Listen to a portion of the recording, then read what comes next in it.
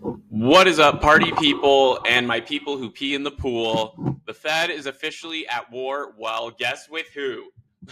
Itself. It's like Dr. Jekyll and Mr. Hyde. Powell says there's no risk-free path. Miran wants to floor it with rate cuts. Goolsbee's freaking out about inflation. Schmid's eating his feelings in Kansas City. And Daly says, relax, we'll cut some more. This isn't a central bank anymore. It's an episode of Real Housewives, Jackson Hole edition. Dun, dun, dun, dun, dun, dun. Now, here's the setup. The Fed cut rates last week, a quarter point. Powell called it a challenging situation, which is Fed speak for I'm scared either way. Then along comes Stephen Miran, Trump's newest Fed toy soldier, saying rates need to be 2 points lower. That's like showing up to a Weight Watchers meeting with a box of Krispy Kreme donuts and saying, guys, moderation is for, well, losers. Do you want to be a loser? No, let's go ahead and cut 2 percentage points, all right? On the other side of this, you've got Goolsbee and Schmid clutching their pearls saying, whoa, whoa, whoa, too many cuts and inflation comes back. Right, because 2.9% core PCE for 5 years straight isn't already proof that inflation is the clingy X that won't move out of your apartment yet. Now, Goolsbee even used the S word. Stagflation. That's right, nightmare combo. No growth, high inflation, and a job market that looks like it just got hit by a truck. It's basically the 70s minus disco and cheap cocaine. His point is, if we cut too much, we risk making sticky inflation permanent. Translation, will be raising rates again in 6 months and pretending this never happened. Now, Schmid's, he's the middle ground of all this, right? So he's like he's the line in the sand, as we could call it here. He's out of Kansas City too, and no, not a part of the Kansas City mob, if you know what I mean. He's like the guy at the poker table, though, who says, I'm just here to have fun. He supported last week's cutback, but says policy is only slightly restrictive right now. Translation of that is we're kind of screwed, but not totally screwed. Well, don't worry. You probably are like, he probably doesn't have a plan. Well, he does have a plan. And guess what his plan is? Be data dependent, which is Fed code for we'll do whatever the hell the next report tells us. So that'll be interesting to watch as well. Now, meanwhile, in San Francisco, Fed President Mary Daly is saying, yep, more cuts coming, baby. I mean, that's a horrible barometer because let's be honest, if you make under $120,000 in San Francisco, you're technically considered a poverty. You probably eat ramen noodles every day. And guess what? This lady is all in. And don't worry, Michelle Bowman, another Trump pick, is saying, well, 3 cuts by year end. Let's go. Yeah, let's go, queen. Go off, sis. So in one corner, you've got Powell trying to be a dad who finally came back with the milk, telling everyone to calm down. In another corner, Miran's chugging Monster energy drinks and doing lines off of his friends, screaming, cut 200 basis points now. And in the back, Goolsbee is mumbling about stagflation like a guy who just found a lump in his armpit. Yeah, attractive, right?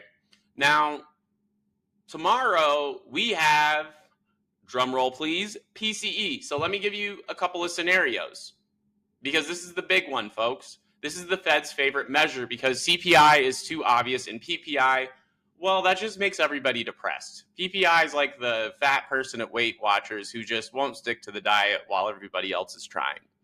Here are the numbers to watch.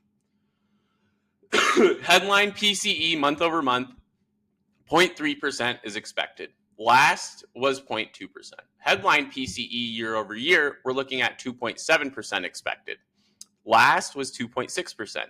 Core PCE month over month, that think about stripping out the volatile categories. So if basically we don't eat, power our houses, or ever drive a car, 0.2% is expected. Last was 0.3%.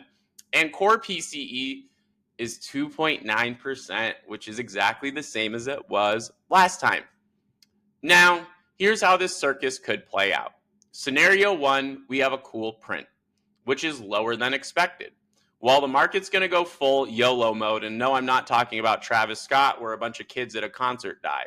Stocks will rip higher, gold will rip higher, crypto bros climb out of their basements, and Miran pops champagne on Fox Business. Powell pretends he planned it all along as well. Scenario 2, we get a nice hot print. Hot. Well, guess what? Hawks win the day. Goolsbee gets the say in basically telling everybody, I told you so. And guess what? Gold is still going to rip, because what have we learned on this channel? Comment down below before I say it. Okay? Well, gold is still going to rip higher because shiny rocks, well, they don't care about PCE or rates. And guess what? The NASDAQ, it cries into Tesla shares. It cries into Tesla shares. And then Powell's going to get booed on Twitter, and Trump accuses him of sabotaging America again, which is ironic because you would think Trump is doing the same thing. Anyways, scenario 3, we have Inline exactly as expected. I'm thinking this probably might be the case. Probably. Market shrug, all goes yawn, and we all sit around waiting for the next crisis. Powell says data dependent 57 times in his next speech, and everyone falls asleep, just like I did during this speech that we held in our Discord. That was probably the most boring, pointless speech he's ever given. And of course it was in Rhode Island, because, well, what's more boring than Powell? Rhode Island. So why does this matter? Because the Fed just admitted it has no clue. It has no clue what they're doing. They're divided. The White House is breathing down their necks, and the economy is showing cracks like a plumber bending over to fix your sink.